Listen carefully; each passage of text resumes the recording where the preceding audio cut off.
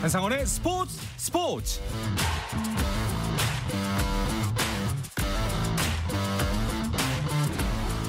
스포츠가 있는 저녁 어떠신가요? 아나운서 이광엽입니다. 한상원 아나운서의 휴가 일정 관계로 오늘도 제가 함께합니다. 이광엽의 스포츠 하루 이슈들을 살펴보는 스포츠 타임라인으로 출발합니다.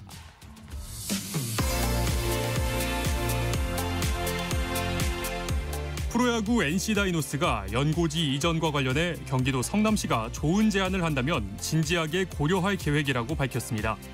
NC는 경기도 성남시가 프로야구단 유치에 나설 수도 있다는 야구계 안팎의 전망에 대해 본사와 성남시의 오랜 협력 관계를 고려할 때 성남시가 좋은 제안을 한다면 구단 입장에서도 진지하게 고려할 계획이라는 입장을 밝혔습니다. 배드민턴 여제 안세영이 중국 오픈 여자 단식 8강에 진출해 중국의 천위페이와 4강 진출을 놓고 대결합니다. 남자 복식 세계 랭킹 1위인 서승재, 김원호조도 일본의 호키, 고바야시조를 2대 0으로 꺾고 8강에 합류했습니다. 파리올림픽 돈메달리스트인 유도 대표팀의 이준환이 하계 유니버시아드 대회에서도 81kg급 동메달을 목에 걸었습니다. 2025 국제배구연맹 19세 이하 세계선수권 대회에서 우리나라가 D조 조별리그 첫 상대인 강호 쿠바를 세트스코어 3대 0으로 완파했습니다. 미국 여자 프로골프 투어 ISPS 한다 스코틀랜드 여자 오픈 첫날 김세영이 4언더파를 기록해 6언더파를 쳐 단독 선두에 오른 연마 골퍼 샬럿 라파의 두 타 뒤진 공동 7위에 올랐습니다. 1980에서 90년대 프로레슬링의 황금기를 이끈 전설의 스타 헐크 호건이 세상을 떠났습니다. CNN 등 미국 언론들은 현지 시각 24일 헐크 호건이 자택에서 심장마비를 일으켜 병원으로 이송됐지만 끝내 숨졌다고 전했습니다.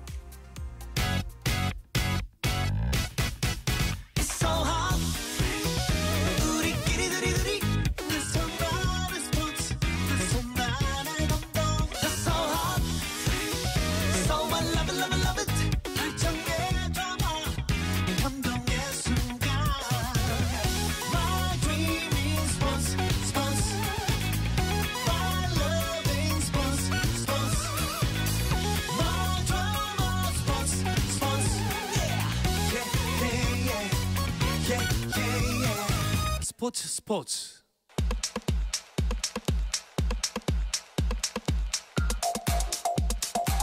금요일 저녁 축구 이야기 축구장 가는 길 시작하겠습니다. 서호정 축구 전문 기자, 스포츠 서울의 정다워 기자와 함께합니다. 어서 오시죠. 안녕하세요. 안녕하세요. 네, 자 관심을 모았던 이슈들을 먼저 정리한 후에 K리그 경기 소식도 살펴보도록 하겠습니다. 먼저 축구 대표팀이 코치진을 개편했습니다. 네, 홍명보호가 코치진 개편을 발표를 했습니다. 기존에 있었던 박건환 코치 그리고 양양민 골키퍼 코치와는 계약 만료로 결별을 하고요. 북중미 월드컵을 대비해서 외국인 코치, 포르투갈 국적의 2명의 코치를 새롭게 영입을 했는데요. 페드로 로마 골키퍼 코치 그리고 누노 마티아스 피지컬 코치가 새롭게 합류를 합니다. 네, 월드컵에 대비한 인선이라는 건데 그 외 다른 이유는 없습니까? 네, 일단 계약 종료된 두 분은 이제 재계약을 하지 않은 형식이라고 보시면 될 것 같고요. 일단 로마 골키퍼 코치는 이제 포르투갈 연령대 대표팀에서 오랫동안 활동을 한 분이고 마티아스 피지컬 코치는 이제 벤피카에서 또 일을 했던 분입니다. 홍명보 감독이 월드컵 한번 경험을 해본 분이잖아요. 그래서 네. 코칭 스태프의 역량에 대한 고민을 좀 많이 한 것으로 알고 있습니다. 또 이제 기존의 이제 주앙 아로스 코치가 실질적으로 이제 전술 많이 담당을 하고 있기 때문에 그 과정에서 이제 박건하 코치의 역할이 조금 애매해지지 않았나라는 생각이 들고요. 또 이제 본격적으로 월드컵을 준비하는 과정이 시작되기 때문에 분위기 쇄신 차원도 있는 것으로 알고 있습니다. 네, 자 대표팀 일정이 9월인데 그럼 이때 합류를 하는 건가요? 네, 대표팀에 들어와서 이제 업무를 보는 것은 이제 9월이라고 생각할 수 있는데 대한축구협회에 문의한 결과 이제 새로운 외국인 코치들은 이제 8월에 한국으로 와서 좀 대표팀이라든가 한국 축구의 전반적인 분위기를 익히는 시간도 어느 정도 가진 뒤에 이제 미국에서 열리는 미국과 멕시코와의 두 차례 친선 경기를 위해서 함께 출국하는 것으로 예정돼 있다고 합니다. 네. 다른 외국인 코치들은 유럽파를 점검하고 있다면서요? 네, 지금 이제 홍명보 감독의 방침은 이제 컨디션이 좋은 선수들을 선발하겠다. 라는 것 같습니다. 그래서 특히 유럽파 중에서 워낙 젊은 선수들이 많기 때문에 이 선수들의 기량을 좀 꼼꼼하게 점검을 하고 있고요. 특히나 이제 관심을 끄는 선수가 이제 예엔스 카스트로프라는 선수인데 이 선수가 독일 이제 멘헨글라트바흐 소속입니다. 아버지가 독일인이고 어머니가 한국인인데요. 이 선수 포지션이 중앙 미드필더 자리입니다. 그러니까 황인범 선수의 파트너가 이제 가장 지금 중요한 자리라고 볼 수가 있겠는데 이 선수가 이제 활동량도 많고 또 수비력도 좀 있는 선수입니다. 그래서 많이 아시는 옛날에 독도남 이제 박종우 선수 같은 스타일이라고 보시면 되는데 이 선수가 좀 어느 정도의 기량을 갖추고 있는지를 좀 확인을 하고 있는 것 같습니다. 그래서 이제 9월 A매치 때는 이 선수의 기량을 확인할 수도 있을 것 같습니다. 네. 자, 그리고 바르셀로나와의 방한 경기 관련해서도 이슈가 좀 있었습니다. 네, 지금 이제 FC 바르셀로나가 곧 동아시아로 넘어와서 일본에서는 비셀 고베와 경기를 치르고 한국에서는 FC 서울 그리고 대구 FC와 경기를 치르는 스케줄을 이미 확정 발표한 상태였는데 일본에서 열리기로 한 고베와의 경기가 지금 취소될 수 있다라는 보도가 많이 나왔습니다. 여기에 대해 가지고 이번 이제 바르셀로나의 동아시아 방문 전체를 이끌고 있는 프로모터인 한국의 디드라이브에서 이제 입장을 오늘 발표를 했는데 일본 현지에서의 어떤 중개 업체가 그러니까 비셀 고베와 바르셀로나 경기의 메인 스폰서인 라쿠텐으로부터 받은 금액을 상당히 횡령을 했다. 그래서 문제가 지금 발생을 했다라고 발표를 했고 이어서는 한국에서 열리는 두 경기는 전혀 문제가 없으니 안심을 하셔도 된다라는 입장을 밝혔는데 어제 오늘 스페인과 일본 쪽에서 쏟아진 언론을 보면은 라쿠텐 측에서 그 문제도 조속히 해결을 하면서 일단 바르셀로나는 일본으로 가서 고베와 경기를 치르고 한국으로 넘어오는 일정을 정상적으로 소화한다고 합니다. 네, 라쿠텐이 돈을 좀 많이 쓸 수밖에 없는 구조가 된 것 같습니다. 자, 투어 명단이 발표가 됐는데 화려하더라고요. 뭐 지금 가장 많은 분들이 기대하는 선수는 아무래도 이제 라민 야말 그렇죠. 선수일 텐데요. 이 선수가 우리나라로 따지면 이제 고등학생인데 이제 발롱도르 순위 한 5위권 안에 들어가고 있습니다. 지금 거의 세계 최고 수준의 공격수로 이미 인정을 받는 선수라서 이 선수가 과연 우리나라에서 어떤 모습을 보여줄까 기대하시는 분들이 많을 것 같고 또 레시포드 선수가 최근에 이적을 했습니다. 그래서 투어에 함께하게 될 텐데 또 FC 서울과 맞대결을 하기 때문에 또 제시 링가드 선수와는 또 오랫동안 함께했던 동료였습니다. 그렇죠. 그래서 그 맞대결에도 굉장히 큰 관심이 쏠릴 것 같습니다. 네, 그러면 한국에 와서 한국의 어떤 팀들과 좀 경기를 하나요? 네, 일단 FC 서울하고 이제 먼저 경기를 치릅니다. 서울 월드컵 경기장에서 맞대결을 갖고요. 거기서 이제 정다호 기자가 얘기한 링가드와 레시포드의 만남이 이루어질 수 있을 것 같고 이후에 바르셀로나는 또 대구로 이동을 해서 대구 스타디움에서 열리는 대구 FC와의 경기를 치릅니다. 이 기간 동안 바르셀로나는 5일 동안 한국에서 머물 예정이기 때문에 뭐 아무래도 경기 외적으로도 이제 바르셀로나 선수들은 한국 팬들하고 많은 접촉이 있을 것으로 보여서 지금 국내에 있는 바르셀로나 팬들이 상당한 기대를 걸고 있습니다. 네. 자, 그리고 부천 FC가 서포터즈의 비방 구호로 징계를 받았다 이런 소식도 있습니다. 네, 한국 프로축구 연맹에서 이제 부천 FC의 제재금 300만 원 징계를 결정했습니다. 이 부천 서포터즈가 이제 충남 아산 손준호 선수를 비방하는 이 걸개를 게시하고 또 구호를 외쳤다라는 건데요. K리그 상벌 규정에는 선수를 비방할 경우 안전 가이드라인 등을 위반할 경우 해당 구단에 제재금을 부과할 수 있도록 되어 있습니다.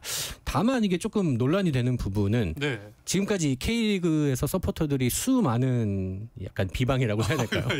그런 것들을 해왔는데 왜 하필 이 사안에 관해서만 제재금을 부과하느냐. 그래서 부천 서포터도 그렇고 구단에서도 조금 이제 불편한 기색을 드러내고 있습니다. 네, 자 이어서 이적 오피셜들도 계속 나오고 있습니다. 네, 그러니까 어제였죠. 7월 24일자로 K리그 여름 이적 시장 정식 명칭은 추가 선수 등록 기간인데요. 이제 종료가 됐습니다.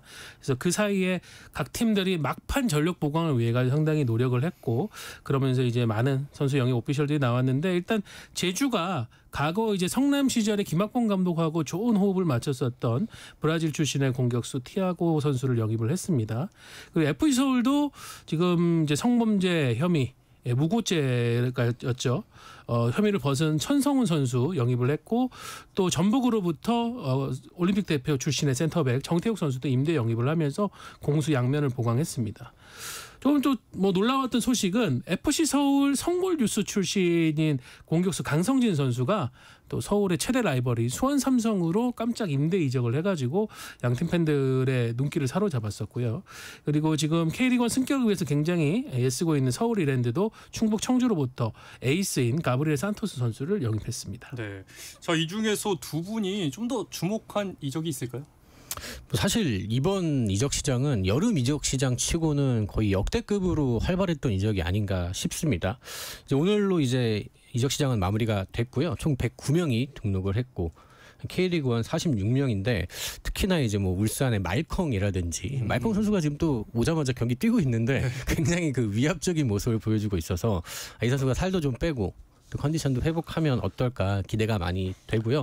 또 수원FC도 워낙 좋은 모습들을 보여주고 있어서 또 이적 시장에서의 이 영입생들의 활약을 보는 것도 굉장히 흥미로운 상황입니다. 네. 저는 역시 강성진 선수의 막바지 임대 이적.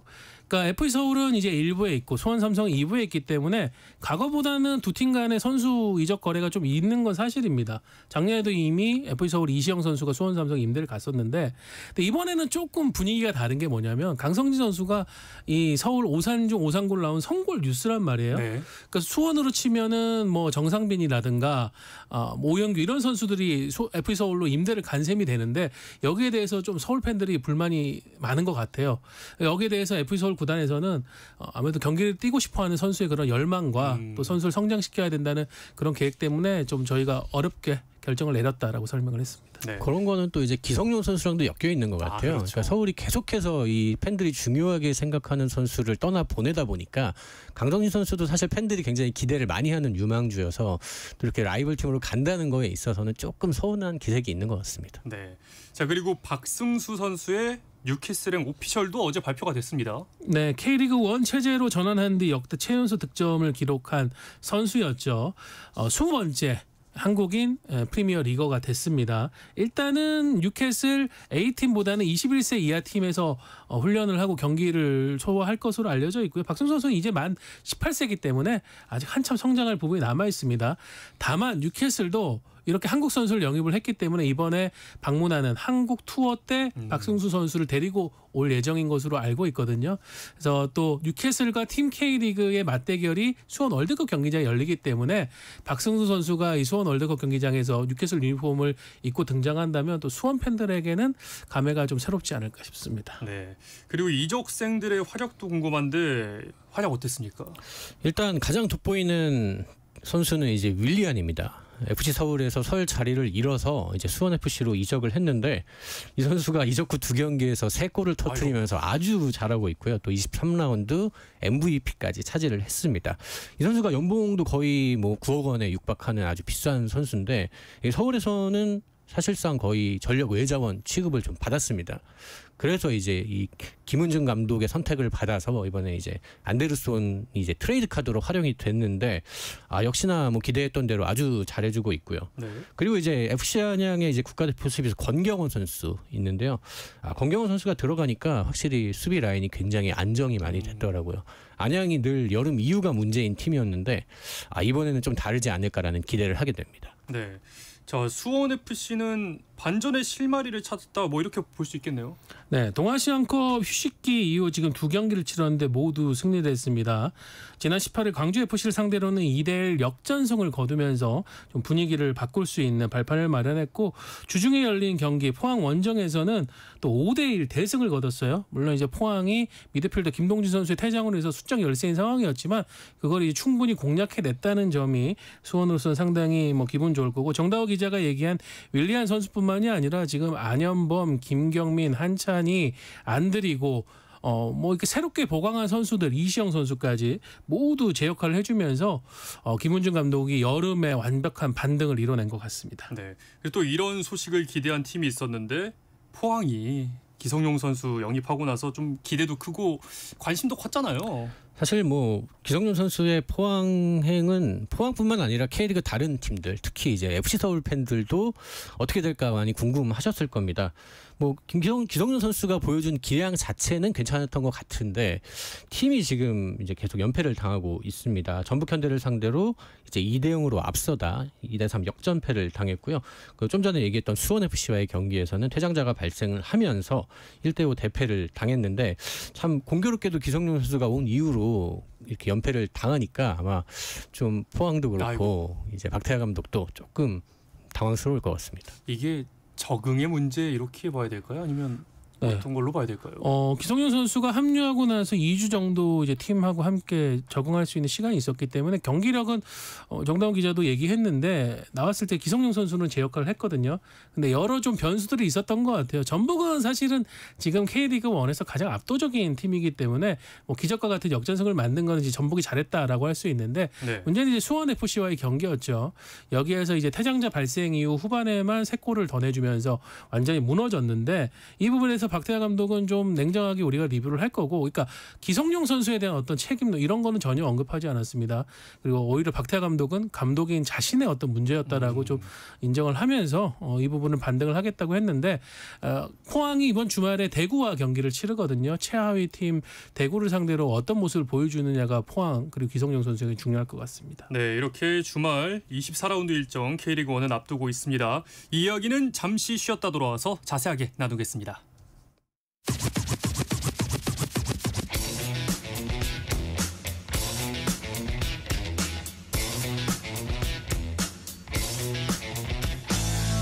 짜릿함이 살아있는 시간, 한상헌의 스포츠. 축구 이야기를 이어가기 전에 프로야구 상황 정리해드리고 가겠습니다. 자, 어제 연장전을 치르고 주말 3연전에 돌입한 선두 한화의 경기부터 보죠. SSG와의 홈 경기를 갖고 있는데요. 0대4로 한화가 앞서가고 있습니다. 자, 이어서 기아를 상대로 주중 3연전 수입을 거둔 2위 LG의 경기도 궁금한데요. 오늘부터는 두산을 상대하고 있습니다. 경기는 현재 3대4로 두산이 한 점 앞서고 있네요. 이어서 LG의 수입패를 당하면서 5위로 떨어진 기아, 주말 3연전에서는 분위기를 바꿀 수 있을지요. 자, 상대는 3위 롯데입니다. 이 경기 3대5로 롯데가 2점 앞서고 있습니다. 이어서 삼성 대 KT의 경기도 보겠습니다. KT가 주중 3연전 수입의 기세를 이어갈 수 있을지, 경기는 현재 6대1로 KT가 5점 앞서가고 있습니다. 마지막으로 키움 대 NC의 경기는요. 키움이 6점 그리고 NC가 7점으로 6대7로 NC가 한 점 앞서고 있습니다. 금요일 저녁 축구 이야기 축구장 가는 길 이어가겠습니다. 스포츠 서울의 정다워 기자, 서호정 축구 전문 기자와 함께하고 있습니다. K리그 1이 이제 24라운드 일정을 앞두고 있는데 현재 순위가 어떻게 되는지 짚고 24라운드 이야기를 해보겠습니다. 자, 서호정 기자 부탁드립니다. 네. 선두는 여전히 전북입니다. 승점 51점인데요. 2위인 39점의 대전보다 무려 12점이나 앞서 있습니다. 뭐 경기 수로 따지면은 전북이 4연패를 하고 대전이 4연승을 해야 이게 좁혀질 수 있는 그런 상황이거든요. 그 정도로 전북이 압도적으로 치고 나가고 있고요. 그 아래로 이제 3위 김천, 4위 FC서울, 5위 포항, 6위 광주 이렇게 이제 파이널 A 상황을 형성하고 있고요. 그리고 지난 시즌까지 리그 3연패를 달성했던 울산이 지금 7위에 있습니다. 그리고 8위 제주, 9위 강원이고요. 10위 안양, 11위 수원FC, 12위는 대구인데 이제 11위 수원FC와 12위 대구의 승점차도 이제 무려 8점 차나 나고 있습니다. 네, 지금 4위부터 10위까지가 아주 치열해 보입니다. 자, 울산이 한 경기를 덜 치렀다고 하는데 7위까지 떨어져 있는 건 좀 충격적인데요. 7위도 충격적인데 이 강등권인 10위 안양과는 겨우 3점 차이입니다. 네. 그러니까 한 경기 차라는 뜻이니까요. 울산도 이렇게 되면 강등권으로 떨어질 수 있다는 뜻입니다. 네. 위닝 멘탈리티라고 하잖아요. 거의 실종이 된 모습입니다. 지난 5월 초 이후로 그 어떤 경기에서도 승리하지 못하는 모습인데요. 뭐 전북도 그랬지만 결국 이렇게 안 되는 팀들은 거의 모든 면에서 총체적 난국에 빠지는 것 같습니다. 뭐 전술의 문제로 볼 수도 있을 것 같고요. 선수단 분위기의 문제라도 볼 수 있을 것 같고 또 감독의 리더십의 문제라고 볼 수도 있을 것 같은데 이걸 과연 타개를 할 수 있을지 굉장히 걱정이 많이 되는 상황입니다. 네, 이 순위표를 생각을 하면서 주말 경기 일정을 짚어보겠습니다. 자, 내일 먼저 3경기가 열리죠. 네, 토요일에 열리는 3경기는 일단 광주 월드컵 경기장에서 광주와 전북의 맞대결이 있습니다. K리그 최고의 지략가라고 하는 전략가라고 하는 이제 이정효 감독 그리고 지금 전북을 완전히 부활시킨 포획 감독의 맞대결이고요. 수원 종합운동장에서는 수원 FC와 안양이 격돌을 하는데 두 팀이 11위, 10위입니다. 그러니까 순위가 맞닿아 있기 때문에 승점 6점의 효과가 나올 수 있는 그런 경기입니다. 네. 그리고 김천 종합운동장에서는 김천과 제주의 맞대결이 기다리고 있습니다. 자, 전북이 또 승리를 할지 광주와의 경기 어떻게 예상하십니까? 근데 지금의 전북은 뭐 질 것 같지는 않습니다. 압도적인. 뭐 꼭 이긴다고 말할 수는 없겠지만 지진 않을 것 같은 느낌인데 그러니까 최근에 전북이 뭐 둘 중 하나인 것 같습니다. 전반에 잘해서 전반전에 경기를 끝내버리든지 전반을 못해도 후반에 들어가서 경기를 뒤집든지 그러니까 전체적인 스쿼드의 무게감이 워낙 좋고 또 이 포획 감독이 굉장히 활용을 잘 하고 있어서 지금의 전북은 광주를 상대로는 웬만하면 지지 않겠다라는 생각이 듭니다. 네, 자 수원과 안양의 대결도 재밌을 것 같습니다. 네, 양팀 모두 지금 이적생 효과를 톡톡히 보고 있죠. 수원 FC는 이제 주중에 열렸던 포항 원정에서 5대1 대승을 거뒀고 안양은 홈에서 대구를 4대0으로 완파했습니다. 뭐 윌리안과 건경원으로 대표되는 영입생 효과라고 할 수 있는데 앞서 말씀드렸다시피 두 팀이 지금 순위가 맞닿아 있는 상황이고 안양 입장에서는 어쨌든 수원 FC하고 지금 승점 5점 차인데 추격을 최대한 저지를 해야 되는 상황이고요. 수원 FC는 기세를 몰아 3연승으로 가면서 이제는 뭐 강등권 탈출은 물론이고 더 위까지 올라가겠다라는 그런 강한 의지를 보이고 있습니다. 네, 일요일에도 3경기가 열리죠. 네, 대전 월드컵 경기장에서 대전과 FC 서울이 맞대결을 벌이고요. 대구에서는 대구와 포항이 경기를 합니다. 그리고 강릉에서는 강원 FC와 울산이 맞대결을 벌입니다. 네, 순위 경쟁이 치열하니까 모든 경기가 다 중요해 보이긴 하는데 두 분은 어떤 경기에 좀 더 주목을 하고 계신가요? 저는 뭐 대전과 서울의 경기 쪽에 좀 더 관심이 가는 게 대전이 지난 5경기 연속 무승부를 기록을 하고 있다가 이제 지난 경기에서 드디어 극적인 승리, 울산을 상대로 마지막 이제 추가 시간에 득점을 하면서 2대1 승리를 하면서 네. 지겨웠던 이제 무승부 행진에서 탈출을 했거든요. 그래서 2위 경쟁에서 조금은 자신감을 얻었는데 서울이 이제 제주 원정에서 2대3으로 역전패를 당했지만은 그래도 안데르손 선수가 가세한데 공격력에 좀 더 힘을 보이고 있습니다. 그래서 두 팀 모두 이번 맞대결은 창과 창의 승부를 펼쳐야 되지 않나 싶고 여기서 승리한 팀이 2위 경쟁에서 확실히 앞서갈 것 같습니다. 네. 저는 강원과 울산 경기 그러니까 이게 굉장히 K리그 전체에 있어도 중요할 것 같다는 생각이 드는데 뭐 울산은 지금 아까도 말씀드렸지만 워낙 상황이 좋지 않아서 네. 팬들도 계속해서 이제 무력 시위를 하고 있고 어쩌면은 이 경기를 통해서 감독의 거취에 변수가 생길 수도 있다라는 좀 생각도 들어서 이 경기에서는 울산은 반드시 반등을 해야 한다라는 생각이 드는데 강원이 최근에 경기력이 그래도 나쁘지 않습니다. 네네. 강원도 역시나 여름 이적 시장을 잘 보낸 팀이라서 그리고 이제 지난 전북전에서 퇴장자가 발생을 했는데 네. 그 위에 실점하지 않았거든요. 확실히 버티는 힘이 좀 생긴 팀이어서 울산이 굉장히 고비가 될 것 같은데 이 위기를 또 어떻게 헤쳐나갈지 좀 지켜봐야 할 것 같습니다. 네, 대구와 포항의 경기는 좀 어떤 점들을 주목해서 보면 좋을까요? 네, 대구가 지금 감독 교체를 단행을 했지만은 그러고도 아직 첫 승이 없습니다. 아하. 뭐 울산 원정이라든가 또 홈에서 김천을 상대로 리드하는 상황을 잡으면서 드디어 이기나 싶었는데 이게 무너졌고 그러다 보니까 또 주중에 안양 원정에서 0대4로 무기력하게 패했거든요. 포항도 사실은 대구 원정 가서 아직 승리가 없습니다. 특히 이 대구 축구 전용구장으로 옮기고 난 뒤에 대구를 상대로 승리가 없는 상황인데 요 징크스를 좀 탈출해야 되는데 역시 뭐 키는 기성용 선수가 지고 있을 것 같고요. 포항 입장에서는 또 오베르단 선수가 퇴장 징계도 돌아오기 때문에 중원에서 기성용 오베르단이라는 박태하 감독이 기다리고 있던 이 주전 조합이 가동이 될 예정입니다. 네. 자, 이어서 K리그 2도 한번 살펴보겠습니다. K리그 2는 좀 어떤 판도로 흘러가고 있습니까? 뭐 인천 유나이티드가 계속해서 이제 고공 행진을 이어가고 있습니다. 승점 51점인데요. 네. 2위 수원 삼성에 7점 앞서 있습니다. 뭐 K리그 1만큼은 아니지만 그래도 적지 않은 차이가 있고 최근에 굉장히 흥미로운 게 수원이 먼저 경기를 해서 4점차로 쫓아갑니다. 그래서 이게 혹시라도 좁혀질까 하면 인천이 바로 다음날 이겨서 다시 7점 차를 만드는 패턴이 조금 반복이 되고 있거든요. 네. 인천이 굉장히 쉽게 넘어지지 않는 모습이고 그리고 또 이제 최근에 K리그 2에서 흐름이 가장 좋은 팀은 부천 FC입니다. 네.